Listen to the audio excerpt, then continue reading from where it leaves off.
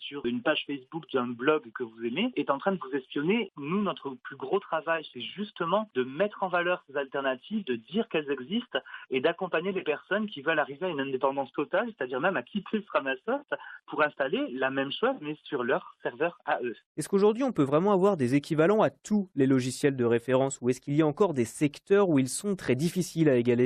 Le secteur de la vidéo, YouTube par exemple, ou Dailymotion, ou ce que vous voulez, est encore assez compliqué. Nous, on va s'y attaquer là en 2017. Le mail, c'est extrêmement complexe et coûteux aussi, et c'est le seul service sur lequel on n'est pas sûr d'y arriver, remplacer Gmail par exemple, tout simplement parce que ça demande énormément de temps de présence salarié. Le mail, ça semble la chose la plus basique, mais au final, c'est une des choses les plus coûteuses à proposer. Merci Pouillou. Pouillou, je le rappelle, médiateur chez Framasoft.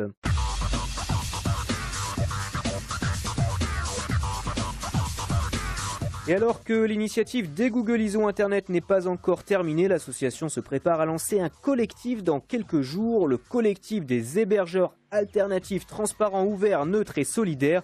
L'acronyme de tout ça, c'est Chaton.